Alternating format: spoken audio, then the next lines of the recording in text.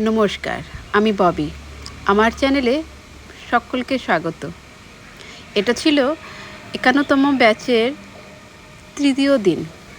আমার এক কাস্টমারকে আমি ডেকে নিয়েছিলাম, আয় তুইও দেখে যা, তোর সামনেই তোর বার্থডে কেকটা রেডি করছি।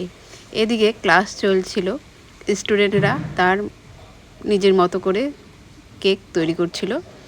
এদিকে আমি আমার কাস্টমারের বার্থডে কেকটা রেডিতে লেগেছিলাম, ওর সামনেই করেছিলাম। ও আমাকে একটা রেফারেন্স পিক দিয়েছিল, বলেছিল বৌদি তুমি আমাকে এইরকম করে কেকটা বানিয়ে দিও, তোমার মতো করে ডিজাইনটা এইভাবে দিয়ে তোমার মতো করে তুমি যতটা পারো করে দিও।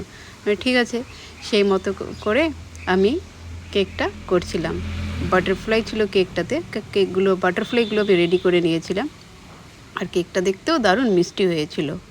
সব কিছু বাটারফ্লাই, নেম, টপার সব কিছু রেডি করে আমি কেকটা ওর সামনেই তৈরি করছিলাম।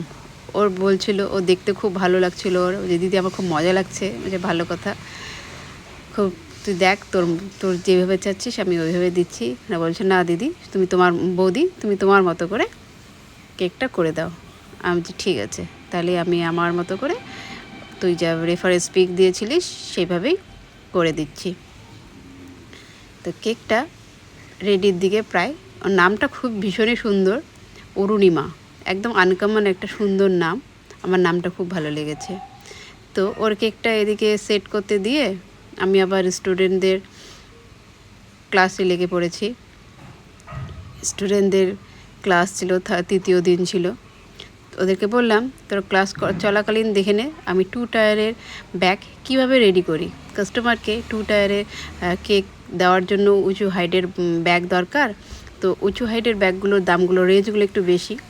তো এদিকে কি হয়, কাস্টমারেরও প্রফিট হয়, দাম কম রেঞ্জের মধ্যে 2 টায়ার কেক চলে যায়, আর আমাদেরও সুবিধা হয়। এটি ছিল ওই কেকের ফাইনাল লুক। তো সত্যি কেকটা ভীষণই সুন্দর হয়েছিল, আমার তো খুব ভালো লেগেছে। তোমাদের সকলের কেমন লাগছে আমাকে অবশ্যই জানিও।